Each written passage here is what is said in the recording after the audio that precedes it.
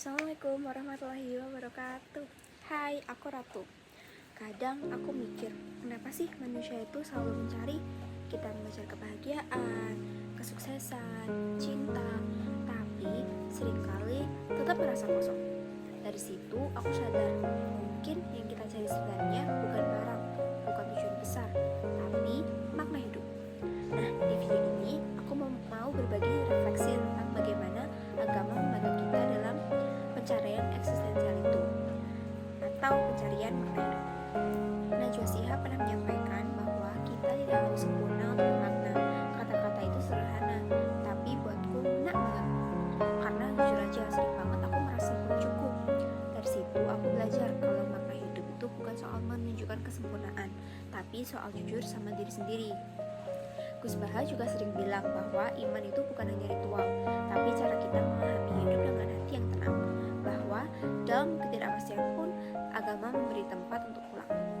Dari dua tokoh publik ini, aku mulai melihat kalau pencarian eksistensial itu selalu berkaitan dengan iman. Iman yang menuntun, bukan menghakimi. Nah, aku jadi inget nih salah satu film yang paling enak buat aku. Namanya Soul. Tokohnya Joe Gardner yang ngabisin hidupnya mengejar mimpi besar, yaitu menjadi musisi terkenal. Tapi di akhir dia sadar sebuah kebenaran sederhana. Maybe life isn't about finding the purpose, maybe it's about living. Yang artinya bahwa hidup itu bukan cuma soal tujuan besar, tapi soal momen-momen kecil yang sering kita abaikan.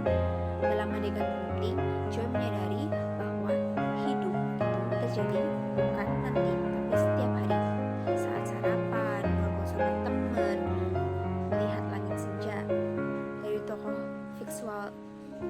Dari tokoh fiksional itu, aku belajar bahwa makna hidup kadang hadir di hal yang paling sederhana, bukan yang paling spektakuler.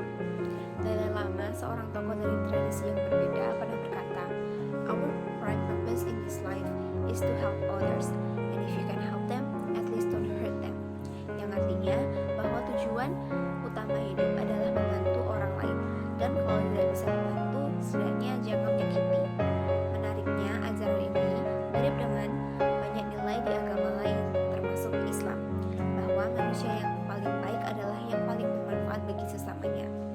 Dari dialog lintas iman ini, aku menyadari sesuatu. Ternyata pencarian makna hidup itu universal. Masing-masing agama punya cara berbeda menjelaskannya, tapi intinya sama, tentang kebaikan, kasih, dan niat yang tulus.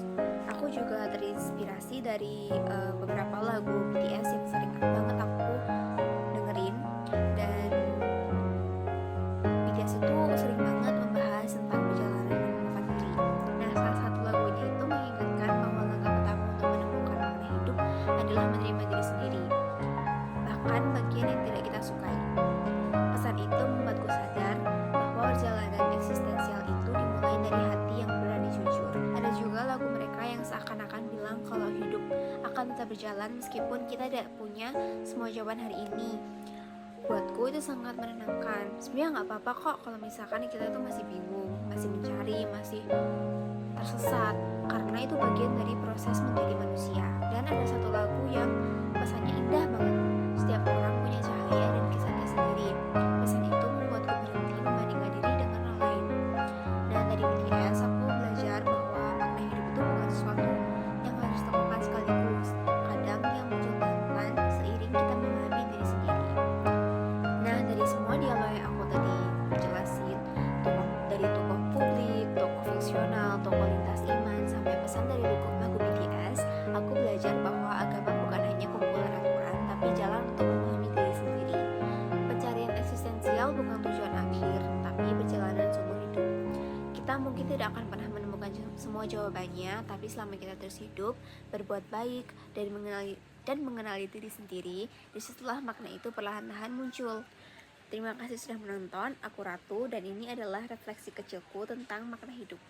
Wassalamualaikum warahmatullahi wabarakatuh.